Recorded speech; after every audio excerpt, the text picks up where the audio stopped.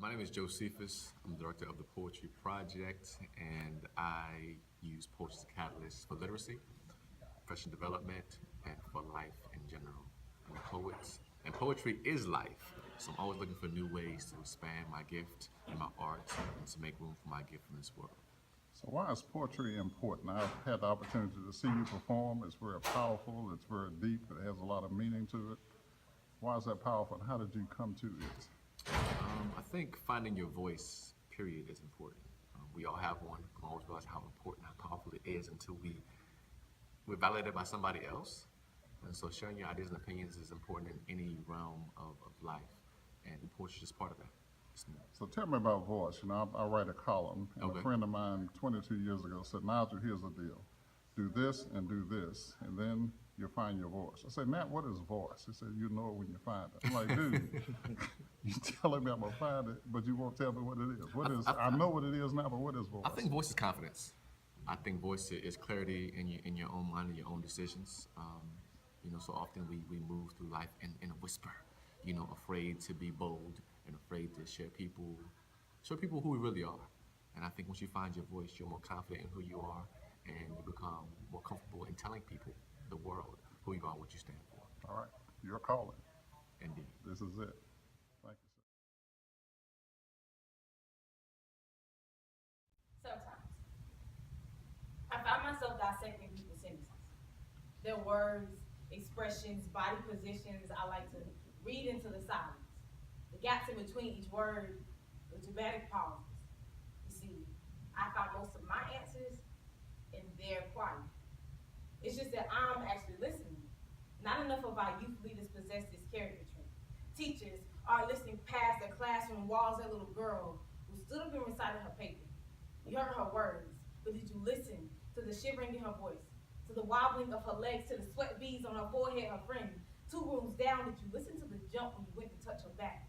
Or the blank, lost in disappointment gaze that is no longer paying attention to you, but only just imagining the almost empty refrigerator he has to come home to, or the sound that escapes her lips when her shirt brushes too hard against the bruises on her back, or the absence of the little boy whose desk is only good for collecting up dust and not listening hard enough. There are 3,030,000 dropouts a year in the United States alone. My teachers, if you're doing this for the check, you might as well check out with your students, because those books in college don't prepare you for the kids who are coming about the streets into the classroom, stomach growling, hungry, mind on other things, the struggle of things like mom's on crack, where daddy at type things, like I gotta protect my little brothers and sisters from the punches, baby swings type things. College, he'll prepare you for those type of things.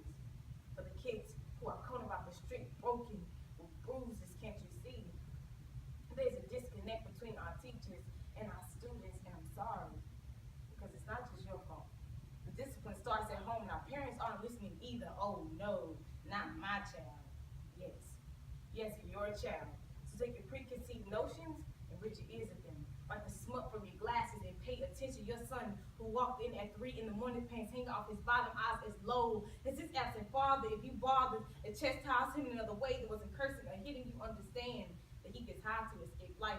But you would tell him if he dealt with his problems on his own, he'd be a lot more stronger. You tell him that he doesn't have to carry this world on his shoulders, that he is just as much of a man as any other because he is doing it without his father. You tell him that these streets have been home to many of his brothers, and you don't want him to be another. You tell him that you love him regardless.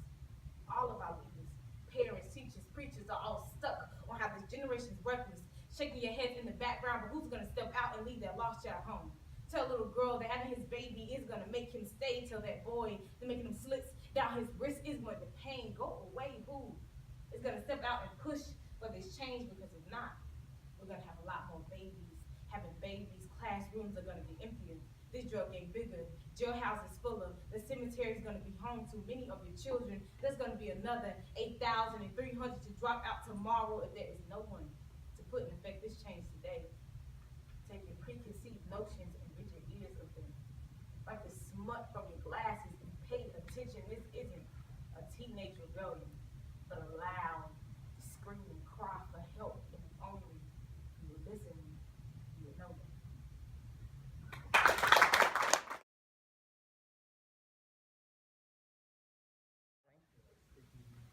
Way too close to love. And I'm not sure if it will cushion me or break me in half or not crash fully to safe space in the bend of your arms or abandoned concrete that catches me between its cracks. The time to worry about this is long since past. I am already off balance. Too fast for me to know what was happening. Gravity started shifting and I was nothing but fast heartbeat. Home to a butterfly-filled belly, our heart eyes and kissy emojis, our language met the sun at its rise, and every time it made my insides all tingly. But you see this, you, us, is the closest thing to confusion I've ever been in. Like confusion decided to form itself situation, it be outlined, two battered souls tiptoeing through caution zone, on pins and needles looking through blurry eyes, trying to find the safest way to collide and beautifully explode whole, it be colored in. Too many scars, and too thick walls for guard, it be painting, unraveling at the corner, struggling with the skies, wondering if it's safe to show what's behind, it be placed in forbidden territory. Who said it was okay to come out this far when that we decide to look past scars and let down walls, but here we are, trying to convince ourselves that one day we just looked up and were slipping. Ground breaking beneath our feet and our arms without permission reached out for one another, but you see that it's not the truth. We told our arms where to move. We unconsciously went left, not knowing if it was right, but took the risk anyway because it gets lonely sometimes. Old souls trapped inside teenage body, left in shackled world leaves us outcasts. But I'd rather be cast out with you because you make me forget why I ever built these walls to begin with. Make me question why I ever chose lonely over company. Make me forget that this pavement might actually feel better crashing into than the aftermath of falling into your arms, but I don't care. Faith is risky, and I'm gonna take this one. My name is Douglas McCollum. I am a part of the Poetry Project, so I will be helping guide a group of corporate executives today in learning how to use their voice in persuasive speech. I've been a part of the Poetry Project for going on 4 years now. This is my second year on the Gate City Youth Slam team, which is a slam poetry team.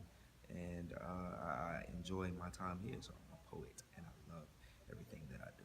So what is it about poetry that moves you? About What those is it, words? about poetry that moves me? It's an outlet. It's another way to use your voice to speak and be heard. So, I enjoy being able to say things that you don't normally hear on a regular basis. There's a lot of things that you don't see on the surface of everybody. You wouldn't think that I was a poet or anybody at this table was a poet, but we are. And so it allows us to peel back layers of ourselves, and I love that aspect of it. Thank you very much.